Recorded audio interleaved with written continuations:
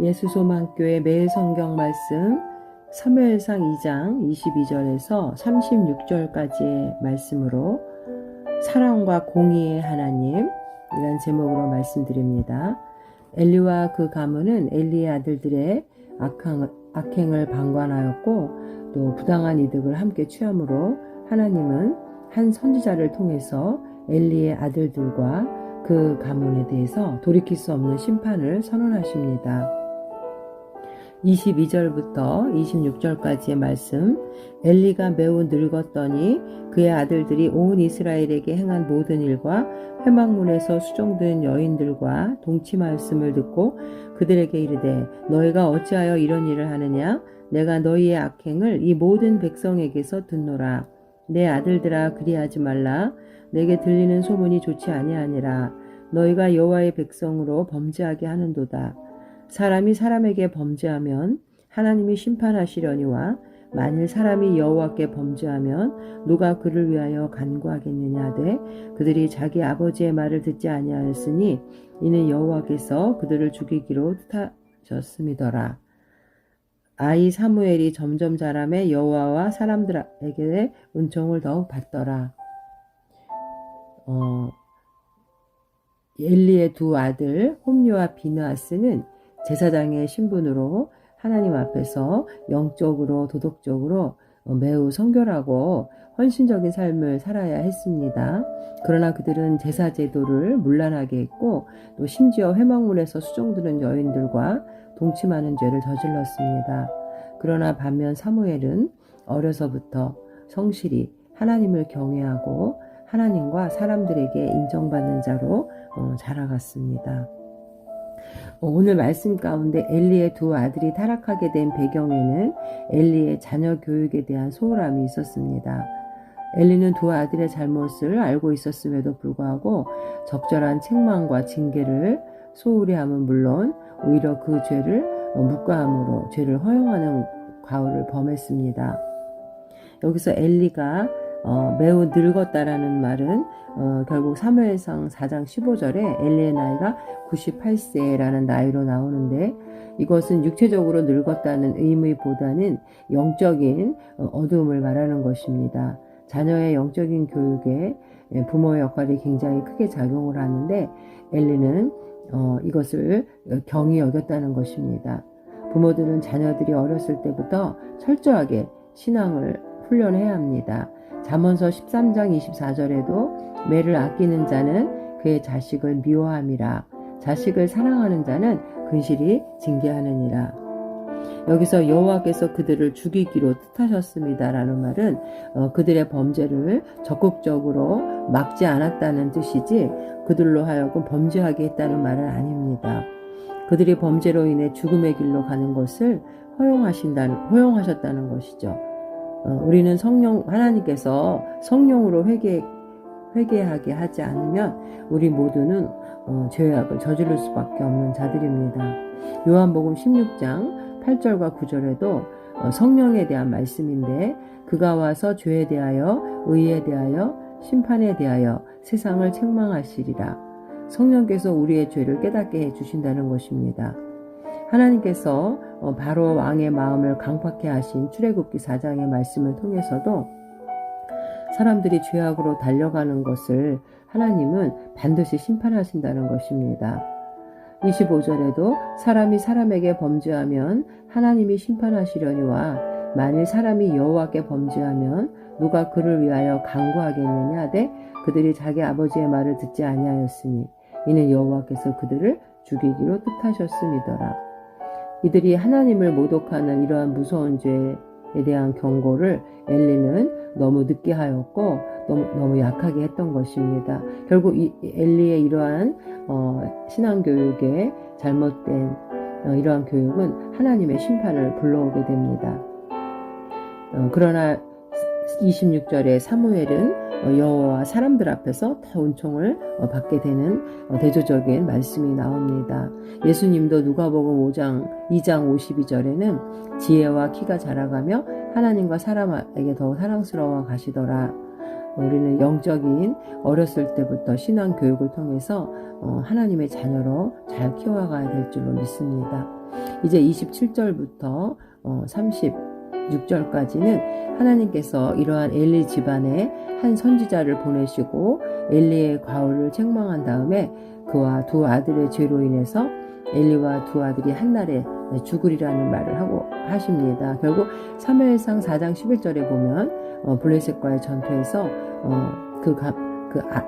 엘리와 블레셋과의 전투에서 홈리와 비느하스는 죽게 되고 엘리는 또 나무 의자에 앉았다가 뒤로 넘어져서 목이 부러져서 죽게 됩니다. 그리고 31절과 34절과 36절에 보면 그리고 내 집에 남은 사람이 각기 와서 은 한 조각과 떡 한 덩이를 위하여 그에게 엎드려 이르되 청하노니 내게 제사장의 직분 하나를 맡겨 내게 떡 조각을 먹게 하셔서 하리라 하셨다 하니라. 물질적으로도 매우 궁핍하게 되고 그 가문에 속한 자들이 단명하게 될 것을 31절에서부터 34절까지 얘기하고 있습니다. 그러므로 이스라엘의 하나님 나 여호와가 말하노라 내가 전에 내 집과 내 조상의 집이 내 앞에 영원히 행하리라 하였으나 이제 나 여호와가 말하노니 결단코 그렇게 하지 아니하리라. 나를 존중히 여기는 자를 내가 존중히 여기고 나를 멸시하는 자를 내가 경멸하리라. 보라 내가 내 팔과 내 조상의 집 팔을 끊어 내 집에 노인이 하나도 없게 하는 날이 이를지라. 이스라엘에게 모든 복을 내리는 중에 너는 내 처소의 환난을 볼 것이요 내 집에 영원토록 노인이 없을 것이며 내 제단에서 내가 끊어버리지 아니할 내 사람이 내 눈을 쇠잔하게 하고 내 마음을 슬프게 할 것이요 내 집에서 출산되는 모든 자가 젊어서 죽으리라.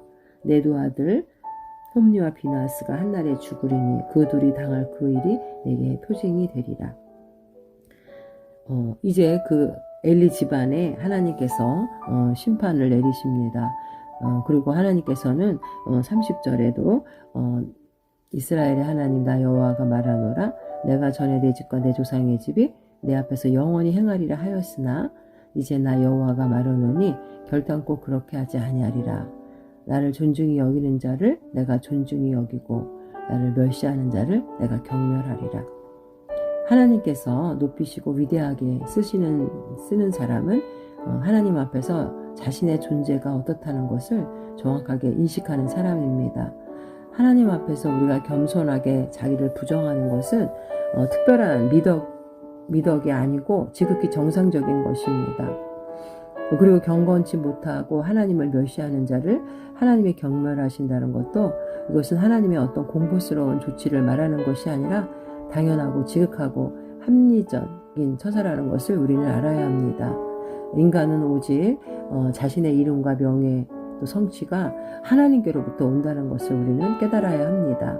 역대상 29장 11절에 보면 여호와여 위대하심과 권능과 영광과 승리와 위엄이 다 주께 속하였사오니 천지에 있는 것이 다 주의 것이로소이다. 여호와여 주권도 주께 속하였사오니 주는 높으사 만물의 머리이십니다. 이제 그리고 35절에 보면은 하나님께서 내가 나를 위하여 충실한 제사장을 일으키리니 그 사람은 내 마음 내 뜻대로 행할 것이라. 내가 그를 위하여 견고한 집을 세우리니 그가 나의 기름 부음을 받은 자 앞에서 영구히 행하리라. 이제 엘리 가문의 대제사장을 대신할 새로운 제사장을 세우겠다고 하나님께서 말씀하십니다. 이제 이 엘리 사후에 형식적으로는 이제 그의 중손 아휘두비 대제사장직을 계승했지만 실질적으로는 여기서 선지자 사무엘을 가리키는 말입니다.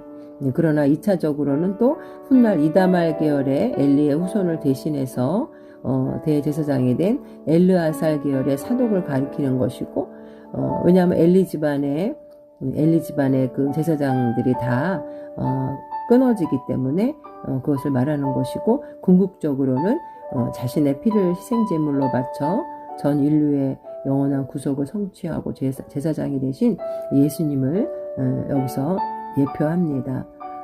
오직 우리의 영원한 대제사장은 예수 그리스도에게서 완성되기 때문입니다.